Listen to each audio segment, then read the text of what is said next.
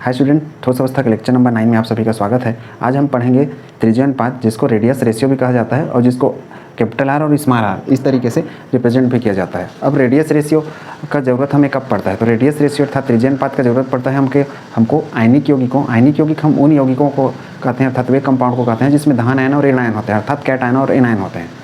अब आयनिक यौगिक को हम आइडेंटिफाई करते हैं त्रिज्यीय अनुपात के माध्यम से। त्रिज्यीय अनुपात का जो मान होता है वो हर आयनिक यौगिक के लिए अलग होता है। उसके माध्यम से हम त्रिज्यीय अनुपात के माध्यम से किसी भी आयनिक कंपाउंड या आयनिक यौगिक का कोऑर्डिनेशन नंबर, जिसको समन्वय संख्या भी कहा जाता है, और साथ में हम उसकी ज्योमेट्री या स्ट्रक्चर भी पता कर सकते हैं, जो कि हमने रिक्ति वाले सेक्शन में पढ़ा था अपना लेक्चर नंबर 8 में।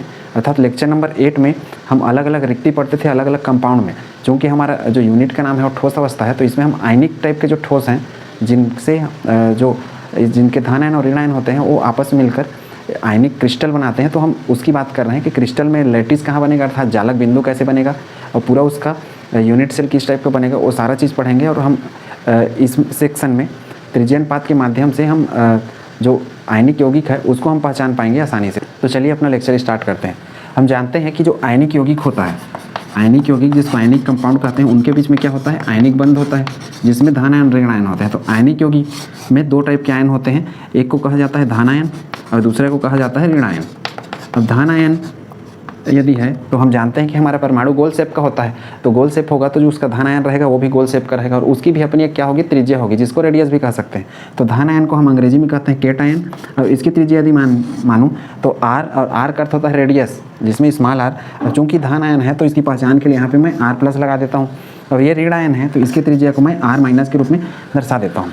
अब धन आयन हम जानते हैं कि सामान्य रूप से कि धन आयन का साइज़ क्या होता है, हमेशा छोटा होता है। जैसे हम केमिस्ट्री की बात करें तो किसी भी तत्व से कोई इलेक्ट्रॉन निकल जाए तो उस पर धन आयन आ जाता है, जिसकी वजह से हम ये मानते हैं कि उसका आकार छोटा होगा, और किसी भी इलेक्ट्रॉन यदि आ जाता है तो उसका साइज़ बड़ा हो जाता है। तो उसी से हिसाब से हम जो धन आयन की त्रिज्या है उसको हम क्या बोलेंगे, उसका साइज़ थोड़ा छोटा है, और ऋण आयन की त्रिज्या है उसको हम बोलेंगे उसका साइज़ थोड़ा सा बड़ा है।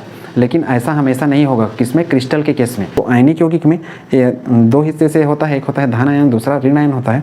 धन आयन की यदि बात करूँ त्रिज्या आर प्लस से दिखाएंगे, ऋण आयन की त्रिज्या को आर माइनस से, और इन्हीं के त्रिज्या का जो अनुपात होता है उसको हम बोलते हैं त्रिज्या अनुपात। अर्थात किसी भी आयनिक यौगिक में जो धन आयन वाले परमाणु हैं उसका और ऋण आयन परमाणु है उसका अनुपात का जो मान होता है उसको हम बोलते हैं त्रिज्या अनुपात। अर्थात इसको मैं सूत्र के रूप में क्या लिख सकता हूँ, त्रिज्या अनुपात, जिसको इस तरीके से आर और स्मॉल आर के रूप में दर्शाते हैं। इसको आप हिंदी में भी लिख सकते हैं त्रिज्या अनुपात। कॉलेज के बुक में इस तरीके से कैपिटल और स्मॉल आर के रूप में इसको रिप्रेजेंट करते हैं, जो कि मैं यहाँ लिख रखा हूँ। और इसको हम फार्मूला के रूप में बनाएं तो ये हो गया आर प्लस अपन आर माइनस। तो ये हमको एक प्रकार से फार्मूला मिल गया कि धन आयन की त्रिज्या बटा ऋण आयन की त्रिज्या। अब इसमें इसको समझने से पहले हम इस चित्र को देखते हैं कि इसका अर्थ क्या है। इसके लिए मैं यहाँ पे एक लाइन लिख रखा हूँ कि आयनिक यौगिक में प्रत्येक धन आयन, अर्थात कोई भी आयनिक कंपाउंड रहता है उसमें चाहे कोई धन आयन हो या फिर कोई भी ऋण आयन, अपने से विपरीत आवेश, अपने से विपरीत अर्थात यदि कोई धन आयन है तो उससे विपरीत क्या होगा, उसके बगल में ऋण आयन होना चाहिए, अर्थात धन आयन सीधा ऋण आयन से जुड़ा होना चाहिए। और यदि ऋण आयन है तो उसका उल्टा क्या होगा, इसका उल्टा होगा धन आयन, अर्थात ऋण आयन के विपरीत धन आयन होता है तो वो धन आयन से जुड़ा होना चाहिए, ये इसका अर्थ है। आवेश वाले आयनों से सीधे जुड़े होते हैं, अर्थात वो सीधे टच में रहेंगे एक दूसरे के, ताकि स्थायी बने रहें। अब स्थायी कब क्यों बने रहेंगे, क्योंकि धन आयन वाला जब ऋण आयन से जुड़ा रहेगा तो हम जानते हैं कि समान आवेश जब होता है तो क्या होता है, प्रतिकर्षण अर्थात रिपल्सन। लेकिन अलग अलग चार्ज होते हैं, मतलब एक प्लस है और दूसरा माइनस, तो उनके बीच में क्या होगा, हमेशा अट्रैक्शन होगा। अट्रैक्शन होने के कारण जो अपना क्रिस्टल बनेगा वो हमेशा स्टेबल क्रिस्टल बनेगा। इस वजह से ऐसा रखा जाता है कोई भी, अर्थात जो भी अपने एटम है उसमें एक प्लस चार्ज वाला रहेगा और उसी से जुड़ा हुआ सीधा माइनस चार्ज वाला रहेगा। ऐसा नहीं है कि एक प्लस वाला है तो उसके बगल में भी प्लस वाला, क्योंकि एक समान जब चार्जेस आएंगे तो उनके बीच में क्या होगा, हमेशा रिपल्सन होगा, प्रतिकर्षण होगा।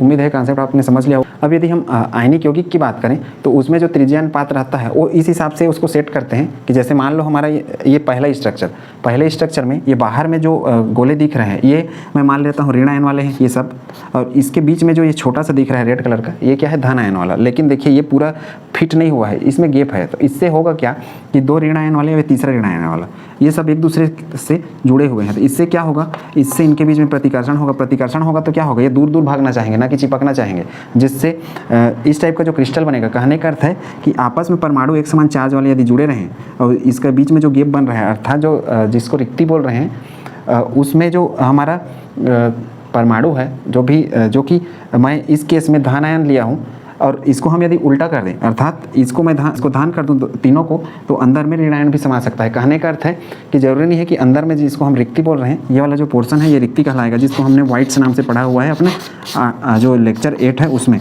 तो ये जो रिक्ति है, इस रिक्ति में अपना धन आयन भी आ सकता है, ऋण आयन भी आ सकता है।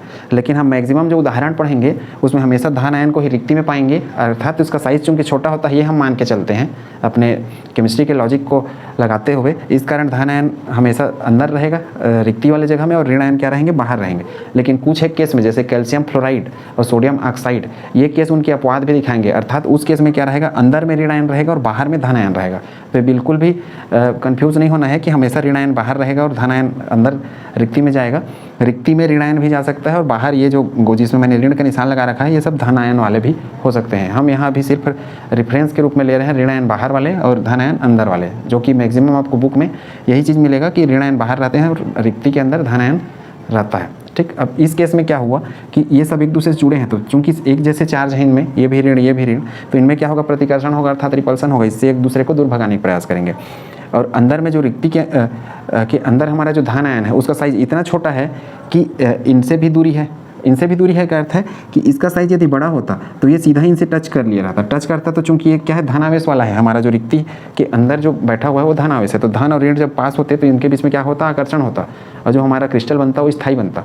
लेकिन यहाँ पे क्या है, इसका साइज इतना छोटा है कि इतना बड़ा रिक्ति है, इसमें ये फिट भी नहीं हो रहा है, अर्थात तो ढीला है, ये बाहर से निकल भी जाएगा इस तरीके से। तो इसको मैं बोलूँगा अस्थायी, अर्थात अनस्टेबल क्रिस्टल, अस्थायी क्रिस्टल, अर्थात इस टाइप का क्रिस्टल अस्थायी रहेगा। क्यों, कारण आप समझ गए होंगे कि अंदर जो रिक्ति में हमारा आयन का साइज है बहुत छोटा है, जो कि यहाँ फिट नहीं हो रहा है, और साथ में एक समान चार्ज वाले ये सब जुड़े हुए हैं, इस कारण इनमें प्रतिकर्षण हो रहा है, इसलिए अस्थायी रहेगा, टूटेगा जब भी रिपल्सन होगा, क्योंकि रिपल्सन होगा अर्थात वहाँ ऊर्जा बहुत ज़्यादा उत्पन्न होने वाला है, इस वजह से ये जो क्रिस्टल रहेगा इस टाइप का वो बनेगा अस्थायी।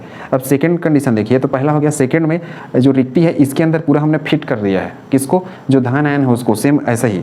और यहाँ भी ये ऋण आयन वाले हैं, ये भी ऋण आयन, ये भी ऋण आयन, यहाँ भी प्रतिकर्षण इनमें हो रहा है। लेकिन अब देखिए इस केस में क्या है, यहाँ पे जो प्रतिकर्षण बल है, प्रतिकर्षण बल इसका मान अधिक है किससे, आकर्षण से, आकर्षण बल को हम लिख सकते हैं अट्रैक्शन फोर्स AF, और प्रतिकर्षण बल को रिपल्सन फोर्स RF से दिखा सकते हैं। यहाँ पे क्या है, ये ऋण आयन, इनमें तो प्रतिकर्षण हो रहा है, क्यों, क्योंकि एक समान चार्ज है, इनके बीच में प्रतिकर्षण होगा, समान चार्ज।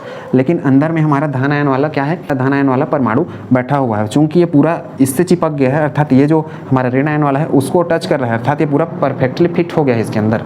तो इससे क्या होगा, ये धन आयन वाला ये ऋण आयन इनके करीब आ गया, तो ये क्या होगा, इसको बांध के रखेगा, अर्थात आकर्षित करेगा, लेकिन इतना भी आकर्षित नहीं करेगा कि इनके बीच में प्रतिकर्षण बंद हो जाए। कहने का अर्थ है कि यहाँ पे इनके बीच का जो प्रतिकर्षण बल है ये सब का, और इसका इन सब तीनों के साथ आकर्षण, क्योंकि धन वाला है, वो सब यहाँ पे क्या है, बराबर है, अर्थात मैं बोल सकता हूँ यहाँ पे रिपल्सन फोर्स बराबर क्या है, अट्रैक्शन फोर्स, अर्थात प्रतिकर्षण बल बराबर आकर्षण बल। और इसमें ये क्या रहेगा, इसकी अपेक्षा क्या रहेगा, स्थायी रहेगा, लेकिन ये तो पूरा अस्थायी है, तो ये क्या रहेगा, इसको मैं बोल दूंगा कम स्थायी, कम स्थायी, क्योंकि ये पूरा स्थायी भी नहीं है, क्योंकि इनके बीच में प्रतिकर्षण भी है। अब हमारा तीसरा केस है, तीसरा केस में देखिए अंदर का जो हमने फिट कर किया था धन आयन वाला, जिसको हमने रिक्ति के अंदर बिठा दिया था, ये तो पूर्ण रूप से फिट है, जिसको परफेक्टली फिट बोल सकते हैं, परफेक्टली फिट। यहाँ पे क्या है, परफेक्टली फिट नहीं है, ये अंदर में जो हमारा धन आयन हमने रखा था उसका साइज क्या है, बड़ा है। अब बड़ा होने से क्या हुआ, अब ऐसा समझिए कि ये इसका साइज बड़ा हो गया, बड़ा हुआ तो ये सब दूर दूर हो गया, क्योंकि फैलेगा, इसका साइज जब बढ़ने स्टार्ट होगा तो इनके बीच का क्या है, गैप बन जाएगा। अब गैप बन गया तो देखिए ये ऋण आयन, ये ऋण आयन, इनके बीच में जब एक दूसरे से जुड़े थे तो प्रतिकर्षण होता था, लेकिन अब ये दूर दूर हो गए, तो ये क्या हो जाएगा, प्रतिकर्षण तो रहेगा, लेकिन यहाँ प्रतिकर्षण क्या हो गया, एकदम कम हो गया इन सब की अपेक्षा, यहाँ सबसे ज़्यादा, यहाँ थोड़ा कम था इसकी अपेक्षा, क्यों, क्योंकि यहाँ हमने इसके साइज़ को बढ़ा दिया।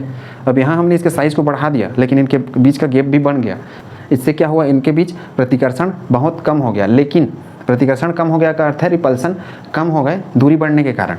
लेकिन यहाँ पे देखिए इसके साथ ये सब टच में है, जो कि कौन सा है, ये धन आयन वाला है अपना, इसमें यहाँ पे प्लस का निशान लगा दिए रहते हैं, ये भी धन है, यहाँ बहुत छोटा था, ये थोड़ा बड़ा, आकर्षण तो था लेकिन प्रतिकर्षण भी था, इसलिए दोनों बल क्या है यहाँ बराबर थे, इसलिए कम स्थायी।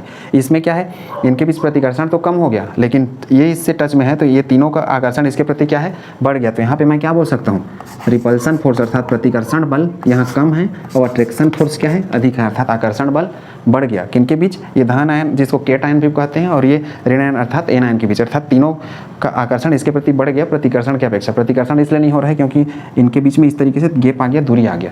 अब इस केस में हमारा जो क्रिस्टल रहेगा वो सबसे अच्छा और सबसे स्थायी बनेगा, अर्थात ये हमारा जो क्रिस्टल बनेगा वो क्या बनेगा, स्थायी बनेगा। अभी हमको कैसे पता चलता है कि हमारा जो अंदर में धन आयन है उसका साइज़ कितना होना चाहिए, अर्थात किस किस कंडीशन में हमारे धन आयन का साइज़ कितना बड़ा होगा जिससे हमारा जो क्रिस्टल है वो मस्त अच्छा से स्थायी बने, और कब कितना उसको होना चाहिए इसके साइज़ को न्यूनतम जिससे क्रिस्टल कम से कम स्थायी तो बने, अर्थात इस तरीके से अस्थायी नहीं बने कि उसमें ढीला फिट हो। अर्थात हम अब त्रिज्या अनुपात में मान पढ़ने वाले हैं कि ये जो त्रिज्या अनुपात का मान है R+/R- अर्थात धन आयन की त्रिज्या और ऋण आयन की त्रिज्या के अनुपात का मान कितना न्यूनतम होना चाहिए कि उनके बीच में प्रतिकर्षण बहुत ही कम हो, अर्थात वो स्थायी बनना शुरू हो जाए, और कितना अधिकतम भी होना चाहिए जिससे उसका प्रतिकर्षण बिल्कुल भी ना रहे और आकर्षण अच्छा बढ़ जाए इस तरीके से, और हमारा क्रिस्टल पूर्ण रूप से स्थायी रहे। और कितना अधिक भी नहीं होना चाहिए, कहने का अर्थ है कि बहुत अधिक भी ना हो और बहुत कम भी ना हो, इनके बीच का जो अंदर का जो स्पेस है वो और इनके जो साइज़ हैं वो, तो हम उसी को बारी बारी से पढ़ेंगे। इसको नोट करिए। जैसे कि हमने थोड़ा देर पहले पढ़ा कि त्रिज्या अनुपात के द्वारा हम समन्वय संख्या और जो कोई भी अपना आयनिक क्रिस्टल है उसकी ज्योमेट्री या फिर उसकी संरचना भी प्रेडिक्ट कर सकते हैं, पता कर सकते हैं आसानी से। तो उसको पढ़ने से पहले हम अपने दो कंडीशन पढ़ते हैं कि त्रिज्या अनुपात में जब त्रिज्या अनुपात ज्ञात किया जाता है तो इस तरीके से हमारे आयन हो सकते हैं। तो जैसे सबसे पहले बाहर में ऋण आयन रहे और अंदर में क्या फिट हो जाए, धन आयन फिट हो जाए, इस तरीके से। तो हम जो त्रिज्या अनुपात रहेगा जिसको RR बोल रहे हैं या फिर इसको हिंदी में त्रिज्या अनुपात भी लिख सकते हैं, तो ये हो जाएगा धन आयन की त्रिज्या अपन ऋण आयन की त्रिज्या। इस केस में ये जो धन आयन है इसका आकार क्या है, ये छोटा है, क्यों छोटा है, इसलिए अंदर में है। ये अंदर वाले हिस्से को हम बोलते हैं रिक्ति, जिसको हमने वाइट्स नाम से पढ़ा हुआ है। अब ये ऐसा कोई भी चतुष्फलक या त्रिकोणीय रिक्ति नहीं है, ये सिर्फ इमेजिनेशन के लिए है, समझने के लिए कि हमारे पास त्रिज्या अनुपात निकालने के कितने टाइप के कंडीशन हो सकते हैं। ये हमारा पहला कंडीशन है जिसमें धन आयन अंदर फिट हो जाए। अंदर तक इसलिए फिट होगा क्योंकि इसका साइज छोटा हम मान रहे हैं पहले कंडीशन में। ये हमारा फर्स्ट कंडीशन हो गया जिसमें धन आयन छोटा और ऋण आयन क्या है, यह है बड़ा।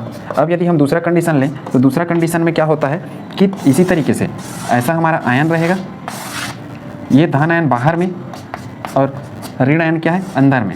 अब इस केस में क्या हुआ, त्रिज्या अनुपात यदि हम निकालें तो इस केस में त्रिज्या अनुपात को मैं परिभाषा के रूप में बोलूँगा कि ऋण आयन की त्रिज्या अर्थात R-/R+। इस समय यहाँ पे ये छोटा है साइज इसका और ये बड़ा साइज है। कहने का अर्थ है कि हमेशा त्रिज्या अनुपात का जब डेफिनेशन लिखें तो आपको अधिकतर बुक में यही डेफिनेशन देखने को मिलेगा कि त्रिज्या अनुपात अर्थात धन आयन की त्रिज्या और ऋण आयन की त्रिज्या का अनुपात।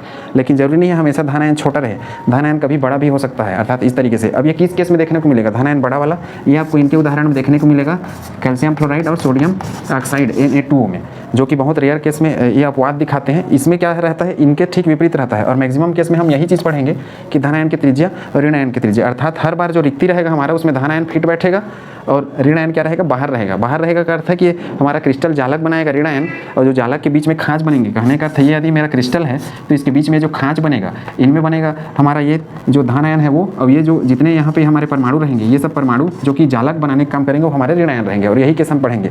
इस टाइप के उदाहरण के लिए हम आगे स्ट्रक्चर पढ़ेंगे, सोडियम क्लोराइड, सीजियम क्लोराइड, जो कि हमारा नेक्स्ट लेक्चर भी रहेगा, इनके स्ट्रक्चर को पढ़ना, जिंक सल्फाइड, इस टाइप से और भी अलग अलग एग्जाम्पल हो सकते हैं। ये इस टाइप की कैटेगरी में आते हैं जिसमें क्या है, धन आयन का साइज छोटा और ऋण आयन का साइज बड़ा। अब धन आयन का साइज हम छोटा इसलिए मान सकते हैं याद करने के लिए क्योंकि केमिस्ट्री में यदि किसी के ऊपर धन आयन आ जाता है अर्थात प्लस का चार्ज आ जाता है, इसका अर्थ है कि वहाँ इलेक्ट्रॉन निकल गया, उसका साइज क्या हो गया, सिकुड़ गया। ऋण आयन यदि आ जाता है तो उसका साइज हम मान लेते हैं बड़ा होता है, तो उसको हम रिमेंबर करके याद करके ये समझ लेंगे कि धन आयन की त्रिज्या और ऋण आयन की त्रिज्या का अनुपात क्या है, त्रिज्या अनुपात। उम्मीद है कॉन्सेप्ट आपने समझ लिया होगा। हमेशा ये बिल्कुल ना समझे कि अंदर में अर्थात रिक्ति में धन आयन ही फिट होगा, ऋण आयन भी फिट हो सकता है इन दोनों केस में। ठीक है, तो ये एग्जाम्पल याद रखें, इसको नोट करिए। फिर बारी बारी से पढ़ते हैं कि त्रिज्या अनुपात 4-5 कैटेगरी में कौन कौन से होते हैं और कितना हमको अंदर का जो रिक्ति है उस रिक्ति में जो आयन बैठता है उस आयन का साइज होना चाहिए, अर्थात धन आयन और ऋण आयन की त्रिज्या का अनुपात अर्थात उनका कितना रेशियो होना चाहिए जिससे हमारा जो क्रिस्टल है वो स्टेबल हो सके, स्थायी हो सके। जल्दी से नोट करें। हम अपना पहला केस पढ़ रहे हैं त्रिज्या अनुपात का। फर्स्ट केस में यदि त्रिज्या अनुपात का मान R+/R- का 0.155 इससे कम हो, कहने का अर्थ है कि r plus by R minus का मान यदि 0.155 अर्थात इससे कम का अर्थ है 0.154 हो सकता है, ऐसा ही इसका अर्थ, या फिर शून्य भी हो सकता है, शून्य से थोड़ा ज़्यादा भी हो सकता है, ऐसा मतलब इतना अंक नहीं होना चाहिए। तब जो हमारा क्रिस्टल बनेगा अर्थात जो यूनिट सेल बनेगा क्रिस्टल का, वो स्ट्रक्चर बनेगा रेखी टाइप का, रेखी, और समन्वय संख्या रहेगा हमेशा 2। ये मान याद रखने हैं। इसका उदाहरण अपना है HF2। और स्ट्रक्चर की यदि मैं बात करूं तो ये स्ट्रक्चर इस तरीके से बनेगा, एक हमारा परमाणु ऐसा, दूसरा परमाणु हमारा ऐसा, और इसके बीच में जो रिक्ति में फिट होने वाला है धन आयन वो ऐसा छोटा रहेगा। चूंकि ये संरचना एक लाइन से दिखती है इसलिए रेखी स्ट्रक्चर बनाएगा। और कहने का अर्थ है कि 0.155 से कम मान वाला यदि हमको त्रिज्यीय अनुपात मिल जाता है तो हमेशा समझेंगे उससे कि हमारा जो कंपाउंड है रेखी कंपाउंड है, समन्वय संख्या 2 बनेगा। रेखी में समन्वय संख्या 2 क्यों? क्योंकि बीच को यदि मैं मानूँ अभी दो एटम को टच कर रहा है, इसलिए इसकी समन्वय संख्या क्या होगी? 2। और समन्वय संख्या को क्या बोलते थे? कोऑर्डिनेशन नंबर, इसलिए CN से दर्शा रहे हैं। और समन्वय संख्या का अर्थ होता है कि सबसे नजदीकी परमाणु या एटम जो उसको टच कर रहे हैं सबसे नजदीक में रहे। अब ये देखिए, ये हमारा धन आयन है तो ये सब क्या होंगे? ऋण आयन। और हम पहले ही पढ़ चुके हैं कि ऋण आयन हमेशा रिक्ति में फिट बैठेगा। ये बीच का जो खाली जगह है इसको हम बोल रहे हैं रिक्ति, और इस रिक्ति में हम किसको बिठा रहे हैं? इसमें हम बिठा रहे हैं धन आयन को। तो उम्मीद है कंसेप्ट आपने समझ लिया होगा। और ये ऋण आयन वाला क्या है? इसका साइज बड़ा है इसलिए उसको हम बाहर रख रहे हैं। केमिस्ट्री के केस में हम हमेशा ऋण आयन को, चूंकि हमारे पास 2 केस था त्रिज्यीय अनुपात के लिए, एक तो ऋण आयन छोटा भी हो सकता था किसमें? सोडियम ऑक्साइड और कैल्शियम क्लोराइड के केस में, लेकिन हम मैक्सिमम केस पढ़ेंगे जिसमें धन आयन हमेशा छोटा रहेगा जो कि रिक्ति में फिट होगा, और बाकी जो ऋण आयन है उसका साइज बड़ा रहेगा, वो जो कि बाहर रहेगा, वो क्रिस्टल जालक बनाएगा जिसको क्रिस्टल लैटिस भी कहते हैं। तो उम्मीद है कंसेप्ट आपने समझ लिया होगा। कहने का अर्थ है कि त्रिज्यीय अनुपात का मान जब 0.155 से कम रहेगा तो हमारा जो यौगिक है कंपाउंड है वो हमेशा लीनियर बनेगा और कोऑर्डिनेशन अर्थात समन्वय संख्या 2 रहेगा। और त्रिज्यीय अनुपात का काम ही यही होता है कि उसके द्वारा हम किसी भी कंपाउंड को प्रिडिक्ट कर सकें, अंदाजा लगा सकें कि उसकी समन्वय संख्या कितनी होगी, उसका स्ट्रक्चर कैसा होता होगा। ठीक है, तो ये मान आपको याद रखने पड़ेंगे। इससे कम अर्थात रेखीय संरचना, समन्वय संख्या इतना, उदाहरण ये है इसका। ठीक, अब दूसरा कंडीशन हम देख रहे हैं कि त्रिज्यीय अनुपात का मान r plus by R minus, इसका मान यदि 0.155 के बराबर हो जाए, एग्जैक्ट इतना ही रहे। ठीक, इसमें क्या है? ये कम है, इसका मान ये पीछे की ओर है अर्थात कम रहेगा इसकी अपेक्षा, अर्थात ये 0.154, 153 ऐसा हो सकता है, या 0.50, तब सब इस कैटेगरी में आ जाएंगे। तो उम्मीद है कंसेप्ट आपने समझ लिया होगा। अर्थात इतना आ जाएगा तो वहाँ चला जाएगा दूसरा कैटेगरी में, और इससे कम रहेगा 0.155 से तो हमेशा इस कैटेगरी में आएगा जिसमें हम रेखीय संरचना मिलेगा हमको कंपाउंड का। दूसरा है त्रिज्यीय अनुपात 0.155, इसमें हमको त्रिकोणीय रेखी को यहाँ पे लिख लेंगे, लीनियर कहा जाता है, लीनियर, और त्रिकोणी को कहा जाता है ट्राइगोनल स्ट्रक्चर। और इसका जो समन्वय संख्या रहेगा वो हमेशा 3 आएगा। उदाहरण है अपना B2O3 बोरान ट्राईऑक्साइड। लेकिन इसमें 2 कंडीशन होगी। देखिए, पहला कंडीशन मैं इसके लिए लगा रहा हूँ, पहला कंडीशन इसके लिए कैसे? चूंकि हम समझ ले हैं कि r प्लस अपन r माइनस का मान 0.155 होगा तो हमारा जो स्ट्रक्चर बनेगा कंपाउंड का वो दिखने वाला रहेगा त्रिकोणी, समन्वय संख्या 3 होगा। तो समन्वय संख्या 3 का अर्थ है कि इस तरीके से पहला स्ट्रक्चर, इस तरीके से पहला स्ट्रक्चर में क्या होगा? ये जो हमारा रिक्ति है इसमें पूरा परफेक्टली फिट रहेगा, हमारा अंदर का जो धन आयन है वो रिक्ति में, और ये बाहर में क्या है? ये सब है ऋण आयन, ये फिट रहेगा पूरा परफेक्टली। और इसी का मान क्या होगा? r plus by R minus equal to 0.155। इसका अर्थ ये है कि जो धन आयन की त्रिज्या है इसको हम ऐसा भी लिख सकते हैं, r प्लस बराबर 0.155 गुणित r माइनस, इस तरीके से। इसका अर्थ क्या समझते हैं? इसका अर्थ ये है कि जो धन आयन की त्रिज्या का आकार है, धन आयन अर्थात ये जो रिक्ति का त्रिज्या का आकार है वो ऋण आयन की अपेक्षा 0.155 गुना होगा। इसका अर्थ है कि जो ऋण आयन है इसका साइज यदि मान लो 1 सेंटीमीटर है अर्थात इसकी त्रिज्या, तो अंदर वाले की त्रिज्या 0.155 सेंटीमीटर ही होगी। उम्मीद है कंसेप्ट आपने समझ लिया होगा। ये तो पहला कंडीशन है, और ये परफेक्टली फिट अवस्था है, अर्थात ये पूरा रिक्ति में यदि फिट हो जाता है उसका साइज इतना रहता है 0.155, तब हम समझ लेंगे त्रिकोणी है। लेकिन ये कितना बड़ा हो सकता है रिक्ति हमारा? क्योंकि हमने पढ़ा भी है ये तो कम स्थायी है क्योंकि आपस में जुड़ गया है। शुरुआत में हमने पढ़ा था कि एक समान आवेश यदि रहते हैं और साथ में धन आयन वाला अर्थात अंदर वाला इनको टच करता है तो आकर्षण तो होगा, लेकिन यहाँ पे आकर्षण क्या है? आकर्षण के अलावा प्रतिकर्षण भी है, अर्थात आकर्षण और प्रतिकर्षण बल बराबर है। तो हमारा इसमें दूसरा कंडीशन ये होता है कि त्रिज्यीय अनुपात का मान, अर्थात त्रिज्यीय अनुपात का मान r plus by R minus, इसका मान 0.155 से 0.225 अर्थात 0.225 यहाँ तक जब भी रहेगा। 225 का अर्थ है कि ये लास्ट लिमिट है, ये शुरुआत है इसको लेके, अर्थात इनको इंक्लूड कर रहे हैं और इसको एक्सक्लूड कर रहे हैं, अर्थात इधर न्यूनतम मान इतना होना चाहिए और अधिकतम इतना होना चाहिए, अर्थात इससे कम हो जाए ज़्यादा ना हो।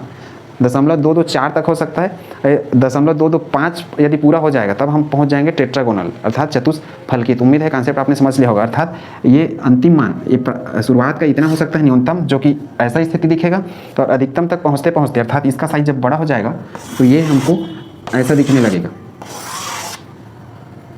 और ये इस तरीके से इसी का मैक्सिमम जो साइज है जिसमें ये स्थायी बनने वाला है, सबसे ज़्यादा स्टेबल, इसी साइज का मान है यहाँ से यहाँ तक 0.155 से 0.225 तक। तो ये मान आपको याद रखने हैं। और इसमें भी स्ट्रक्चर यही रहेगा, त्रिकोणीय समन्वय संख्या का मान 3 रहेगा, क्योंकि ये तीनों को टच कर रहा है और इसमें भी तीनों को टच कर रहा है। उदाहरण भी यही रहेगा। उम्मीद है कॉन्सेप्ट आपने समझ लिया होगा।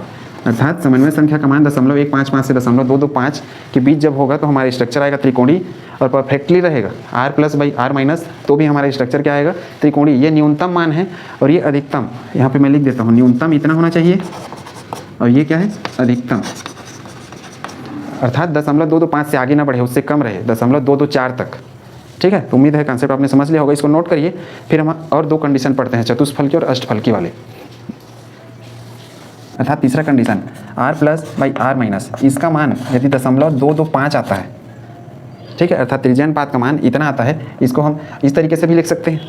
ठीक है, कहने का अर्थ है ये R+ और R- 0.225, अर्थात जो धन आयन की त्रिज्या है वो ऋण आयन की त्रिज्या का 0.225 गुना होता है, ये है। अर्थात ऋण आयन की त्रिज्या यदि 1 सेंटीमीटर होगी तो धन आयन की त्रिज्या 0.225 सेंटीमीटर होगी, ये है इसका अर्थ।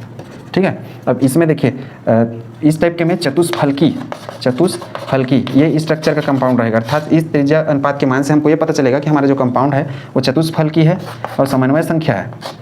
समन्वय संख्या वो होगा हमेशा 4।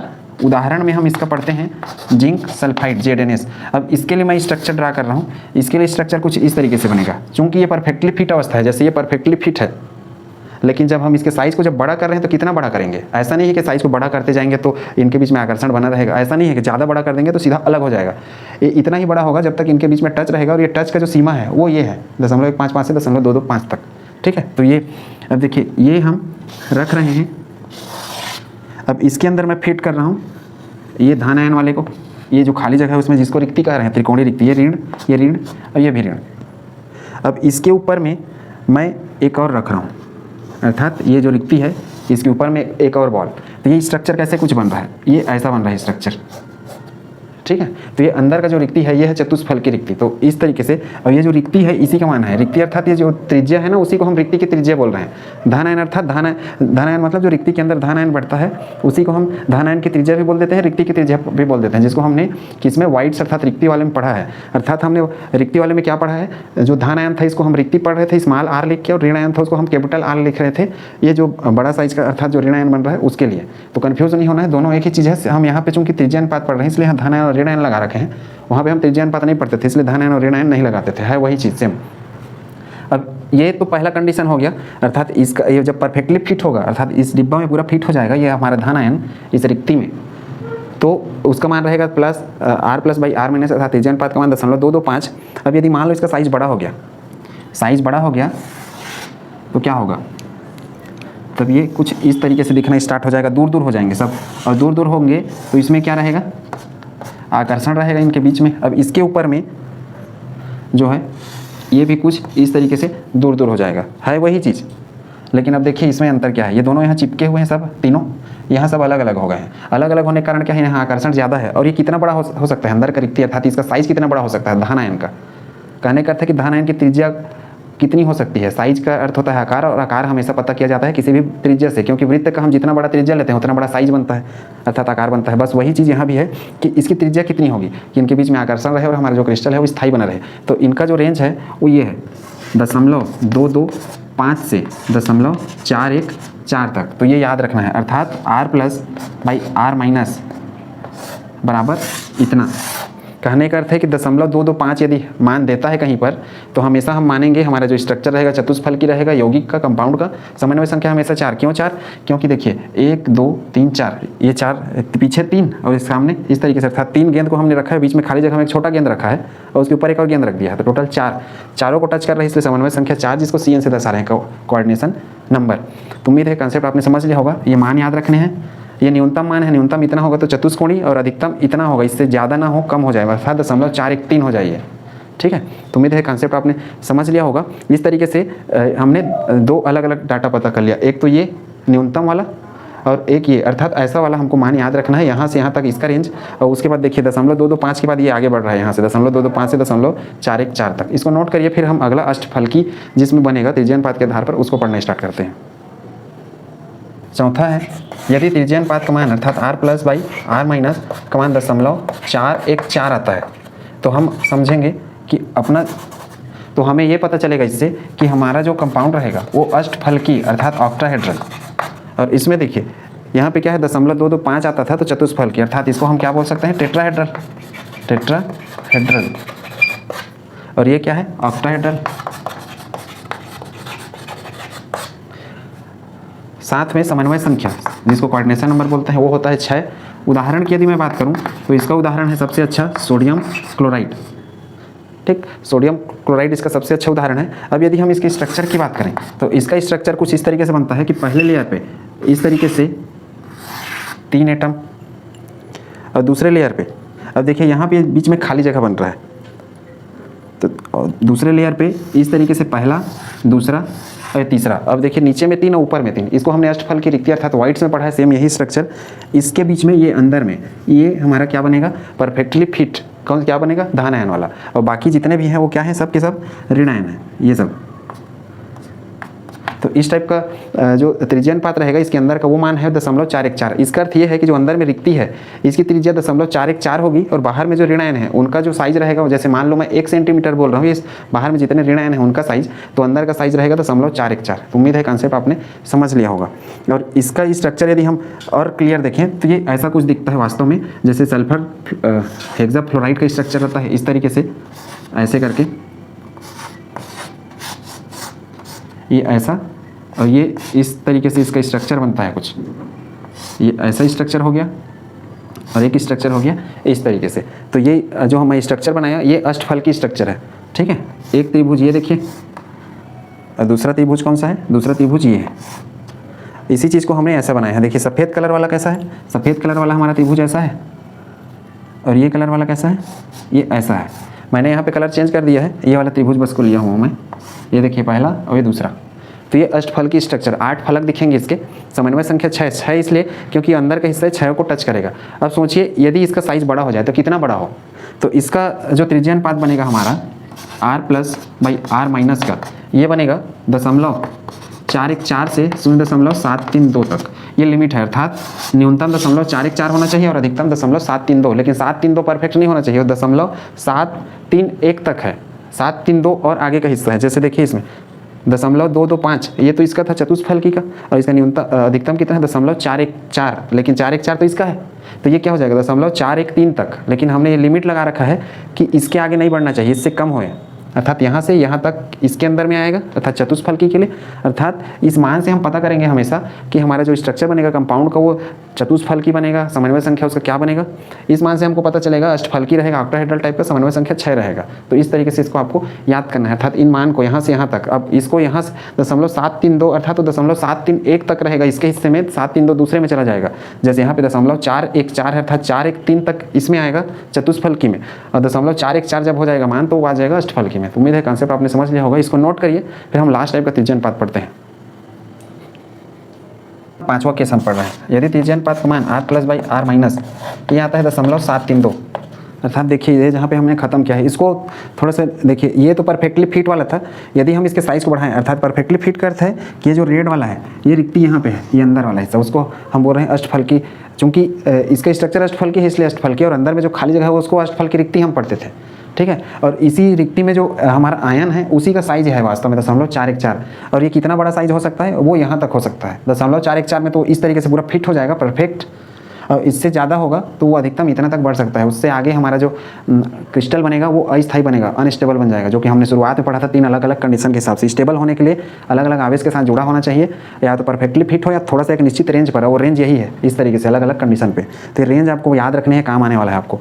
इसकी यदि मैं बात करूँ तो इसको हम इस तरीके से बना सकते हैं दूर दूर। अब देखिए इसके अंदर मैं इसके साइज़ को बड़ा कर दिया इसलिए दूर दूर हो गए। अब इसके ऊपर में जो है वो भी इस तरीके से रहेगा, क्योंकि ये दूर अर्थात वो भी दूर दूर हो जाएंगे एक दूसरे से। लेकिन इसको क्या करेंगे, ये वाले बबल्स को नीचे वाले भी है ऊपर वाले, अर्थात ये वाला भी इसको टच करेगा, वो वाला भी इसको टच करता रहेगा। तो उम्मीद है कंसेप्ट आपने समझ लिया होगा। इसको हम समझते हैं 0.732 वाला। इस तरीके से यदि मान हमको देखने को मिलता है तो ये होता है हमारा घनी है, अर्थात क्रिस्टल घनी रहेगा और रिक्ति भी घनी रहेगा, अर्थात इससे रिक्ति का भी मान पता चलेगा। अष्टफल की रिक्ति का मान है ये वास्तव में खाली जगह का, और यहाँ पे जो R+ है उसका मान है हम वास्तव में यहाँ पर पढ़ रहे हैं। घनी इसको कहते हैं क्यूबिकल या क्यूबिक। और जो समन्वय संख्या रहेगा यहाँ पे समन्वय संख्या का मान 8। उदाहरण की यदि मैं बात करूँ तो उदाहरण होता है सीजियम क्लोराइड इसका। अब इसमें क्या होता है, पहले तल पे इस तरीके से रहता है 4। अब इस पे जब परफेक्टली फिट होता है इसके अंदर, इसके ऊपर हम 4 और रखेंगे, ये इसी के ऊपर ऐसा फिट रहेगा तो ये हमको इस तरीके से दिखेगा स्ट्रक्चर। ये छोटे छोटे इसको हम लैटिस अर्थात जालक बिंदु बोलते हैं वो, और इसके अंदर पूरा फिट है ये वाला रेड वाला हिस्सा इसके अंदर एकदम से पैक।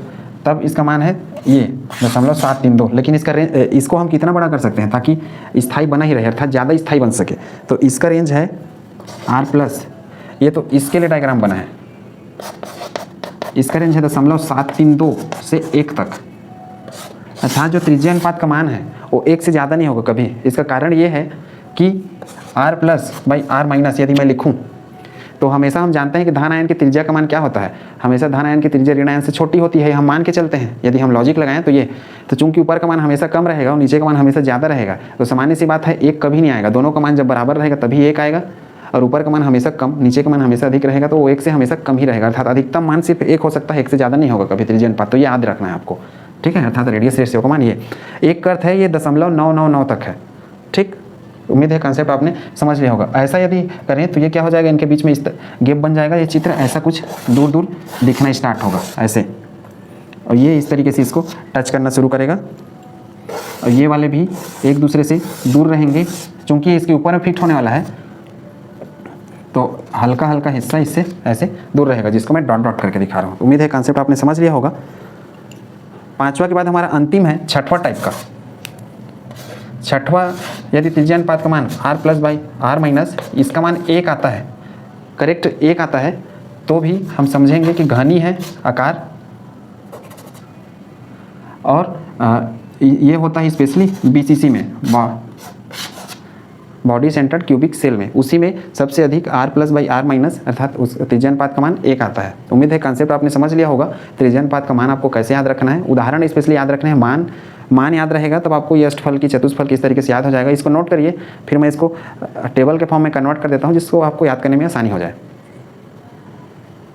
यदि 0.155 इससे कम आता है तो आकृति होगा रेखीय, अर्थात इसको हम ऐसा बोल सकते हैं 0.155, अर्थात 0 से 0.155 के बीच है, अर्थात 0.154 तक। ये पूरा कंप्लीट नहीं होना चाहिए, 0.1 ये अधिकतम है, वे न्यूनतम मान है। तो हमारा जो क्रिस्टल रहेगा वो रेखीय, जिसको लीनियर कहते हैं। समन्वय संख्या 2, उदाहरण HF2, जो कि हम इसको पहले पढ़ चुके। यदि समन्वय अर्थात त्रिज्या अनुपात का मान 0.155 आता है तब यह होगा त्रिकोणीय, अर्थात ट्राइगोनल। समन्वय संख्या का मान 3, और यह होता है B2O3, अर्थात साइड एकदम परफेक्टली फिट है। अब इससे थोड़ा सा आगे बढ़ा दूँ 0.155 से 0.225 तक, तो भी ये त्रिकोणीय ही रहेगा, अर्थात थोड़े से दूर हो जाएंगे, साइज बड़ा हो जाएगा अंदर का, जो कि हम पहले और पढ़ चुके। और यहाँ पे भी वही रहेगा, समन्वय संख्या 3, और उदाहरण भी वही रहेगा B2O3। अब यदि हमारा त्रिज्या अनुपात का मान ये आ जाए तो ये हो जाएगा चतुष्फलकी। समन्वय संख्या क्या हो जाएगा 4, और चतुष्फलकी में क्या आता था, जिंक सल्फाइड। यदि इसका रेंज और बढ़ा दूँ 225 से 0.414 यहाँ तक, अर्थात इसका लिमिट है। एक तो परफेक्टली फिट अवस्था ये है, पूरा पैक हो जाएगा, और थोड़ा साइज बड़ा करूँगा दूर दूर हो जाएंगे, दूर दूर होंगे तो उसका रेंज ये बढ़ जाएगा, अर्थात इससे अधिक नहीं हो सकता, अर्थात 0.413 तक रहेगा। 0.414 पहुँच गया मतलब वो पहुँच गया अष्टफलकी में। ये भी चतुष्फलकी रहेगा, इसका भी समन्वय संख्या वही, उदाहरण भी वही, इसलिए उसको दोबारा नहीं लिख रहा। ये 0.414 यदि आता है, किसका मान, ये त्रिज्या अनुपात का मान, तो ये हो जाएगा हमारा अष्टफलकी, जिसको ऑक्टाहेड्रल कहते हैं।